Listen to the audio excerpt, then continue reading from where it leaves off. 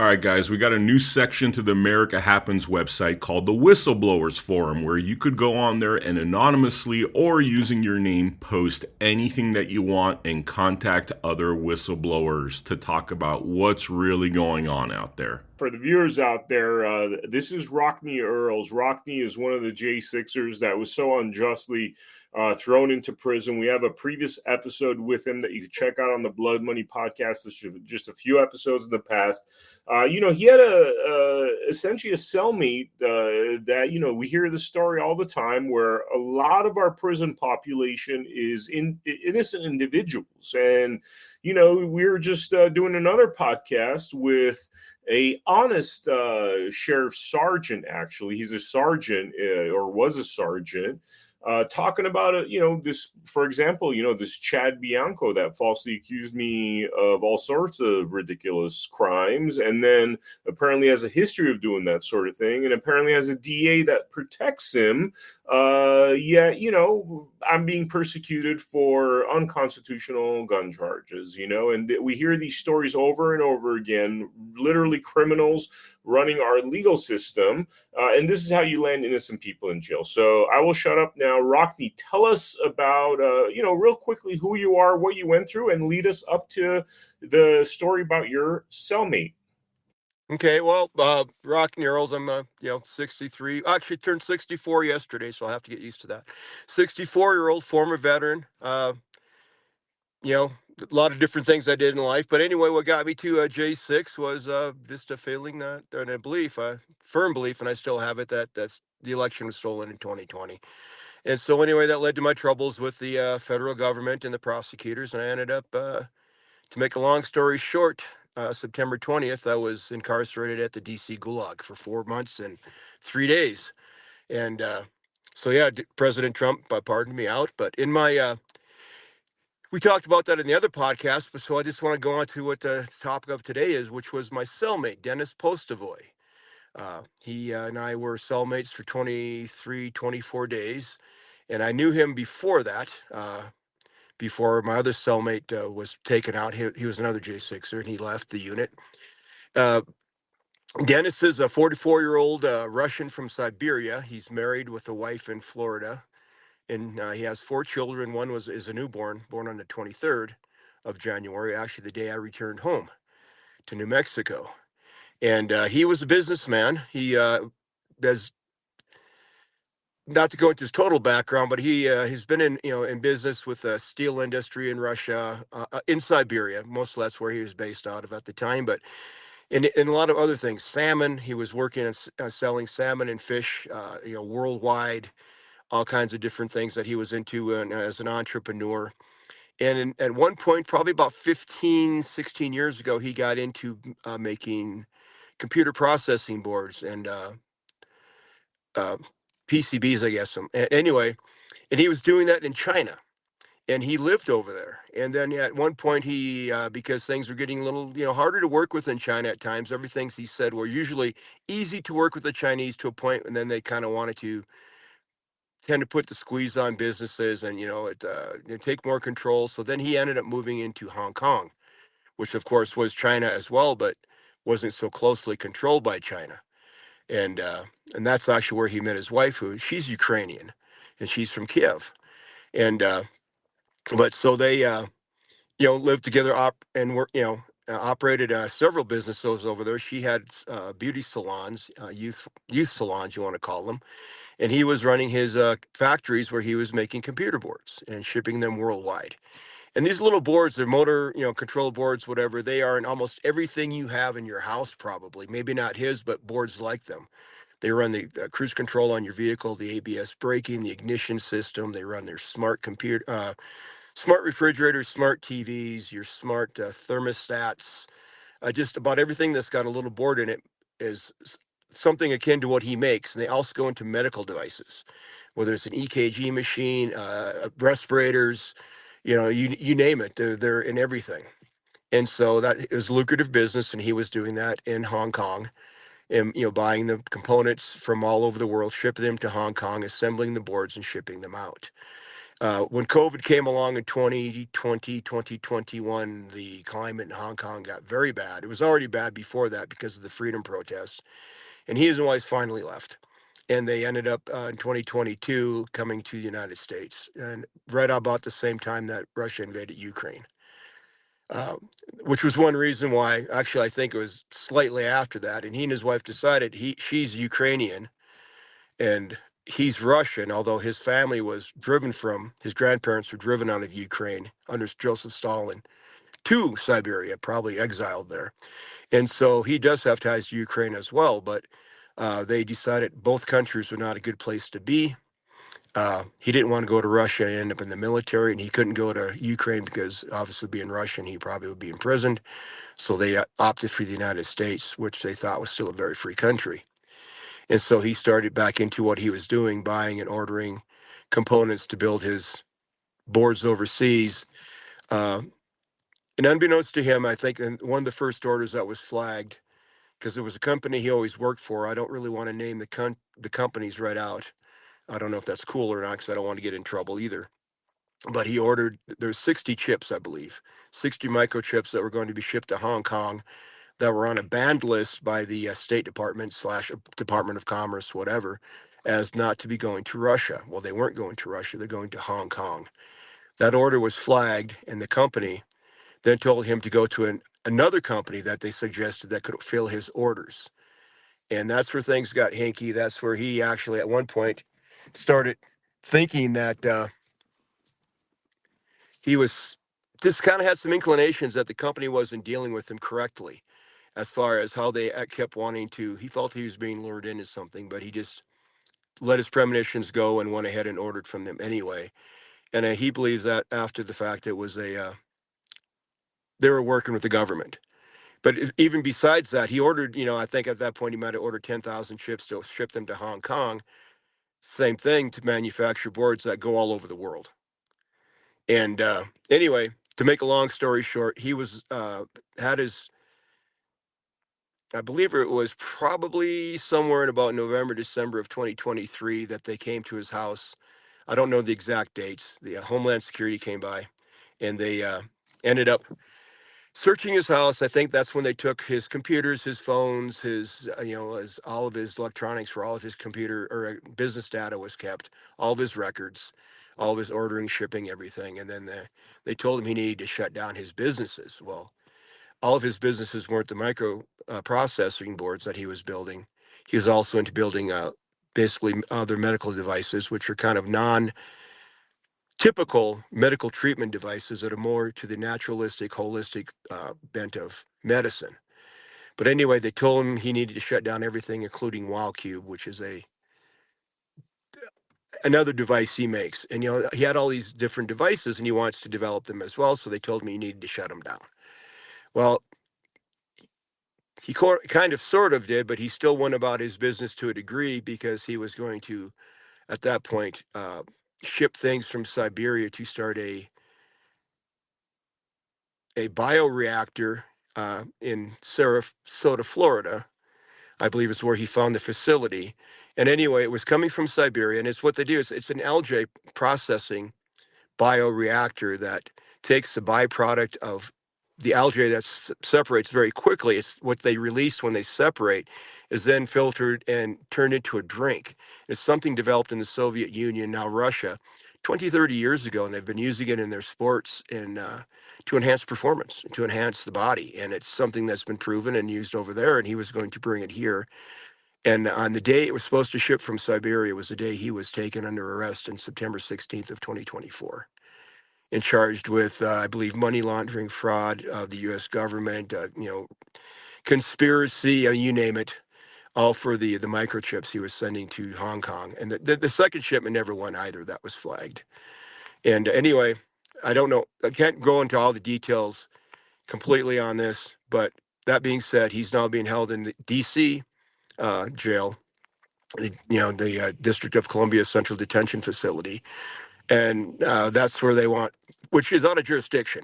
And according to you, 18 U.S. Code 3232, you're supposed to be tried in the district where the crime was committed. Well, if that's it, it should be Sarasota, Florida, Southern Florida, the Southern District of Florida. not in D.C. He was told that it's up there because the prosecutor didn't want to fly to Florida. Well, that's neither here nor there. They're breaking the law by taking him out of district. And I was kind of giving him a little advice on to talk to his lawyer, and his lawyer came back and told him that, well, if we push this, they'll deport you.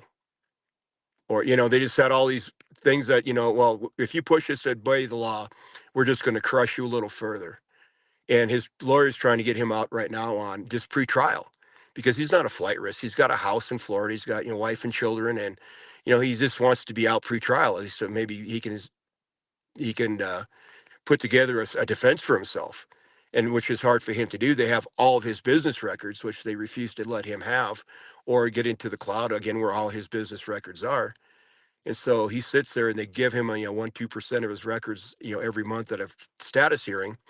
In the meantime, he sits in prison, and his wife and his children sit alone with a newborn as well, and which is the usual tactics of our justice system as I've seen it uh, played out on J6ers and all the people I pretty much ran into in the DC gulag as well. And I'm not going to call it the DC jail, it's the DC gulag. Thank you, United States government, for running your penal system like the Soviet Union did. And I'll flat I out mean, say it. so basically, the gist is that this guy, was arrested because they were thinking he was giving some kind of technology to the Russians during a hostile period. Is that the gist of why this guy's Right, sitting right. in jail? I think they were accusing him of that these boards he was producing then could be sent to Russia and they could be used in drones that were used for military purposes. And I can't speak to everything because again, I'm taking the man on his face value and everything that he told me, but he even showed me a little bit of the discovery he had that showed the ties from his company and what he was dealing with. And it was really nothing to do with Soviet oligarchs or Soviet, players or, military players. He said that he did cut off, at one point when the invasion happened, he made a decision to cut off all contracts or any dealings with the government of Russia. But it wasn't even set up in business at that time because he was pretty much relocating from Asia back to the United States, not back to the United States, but to the United States, period. And he's just I, and I don't know if it's because of the chips that were going to the or the I should say the chips that were going to go into the boards that they thought might go for into Russia for drone assembly, or if it's more because of the medical devices he's developing, because all those are very cutting edge and are. I'm always of the mind of conspiracy theorists to a degree that I Western mean, medicine. when you know how hard they've tried to sell their poisons and how hard they're resisting, simple things like not, using certain pesticides we know kill us, Oh, or absolutely, a lot of these fluoride. devices are and he has them. He has had some of them in the United States, and he has showed them to people. He was at the Burning Man, where they had the collection of all these tech gurus in this little particular enclave. He went there just to meet these people, and to show them his devices and show them what he has and what he's developing. And they're freaking brilliant. One is called is you can go to brainsurf.com is one of his websites. And what it is, it's a headband that you can wear and it links in through Bluetooth to any screen, whether it's an iPhone, iPad, flat top, or your smart TV, whatever. And it will show the bands of your brain as it's working, and it shows different colors and it teaches you how to slow down your mind, how to concentrate, how to meditate. And it works. They've been using it in Russia on ADHD and ADD. So they don't have to medicate children. They don't need Adderall or Ritalin or other garbage to give them to poison them. They can just help heal themselves. And it also works on PTSD, for veterans. And that's just one of the many devices that they've actually developed. It's already developed. And he wanted to try to start manufacturing those in the States. So is he being crushed for that? Or is it because he sold, was trying to sell some chips inadvertently on computer processing boards that would end up in Russia, which were it's not even proven. Here again, it's if you know anything about United States prosecutorial approach to things, it's intent. It's not did you actually do something, but you had intent. I guess they can read your mind, kind of like Minority Report. You had intent to commit a crime, so we're gonna, put you in prison for a long time. But and there's this other devices. If you want me to go into a couple of them, I can. Yeah, please do. Well, the one is a chlorella, or it's called Alive Chlorella. That's the drink that he wanted to make. It's an odorless, tasteless, but it's full of bio particles that are taken from the algae when it separates. That's one thing he wanted to bring. He was set up to do that, and that has to be done in a very particular facility that has clean rooms, clean laboratories. He had the technicians lined up. He had the equipment getting ready to ship from Siberia, and he had found the facility in Florida that had been built for another purpose, but had exactly what he needed for his purpose. On top of that, there's another. The wall cube is the kind of the same thing. It's like a Rubik's cube, but it's 24 separate screens working off of. You're going to go. I've got to go off memory off all these things that we wrote down. I think I sent those to you as well in a text. The wall cube was one. That one you can look up going to wallcube.com.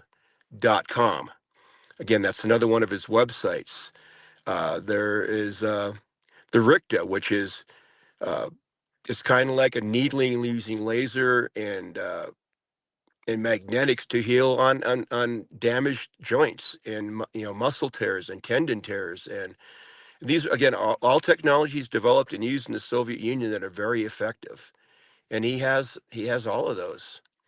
Either has copies of those, or he has was basically online to start trying to manufacture those in the States by finding just some financial backing from somebody had already had the backing for it or had his own finances ready to set up the Alive Chlorella plant in Florida. He also even has a bottling. That's another one of his businesses because he's very much an entrepreneur. It was oh, I forget the name of the company, but they were involved in like microbrewing and beers and things of that nature. But it's the bottling and again uh, the machinery and processing for bottling, which would go right into the live chlorella business that he wanted to establish. And so anyway, I think the man is being so unjustly prosecuted right now, and the fact that they won't let him out even just pre-trial, which if you know They, anything they about the make the, U.S. they make the process the punishment, so they teach them a lesson, not to heal. I mean, it sounds like a pharmaceutical company hit job, more or less.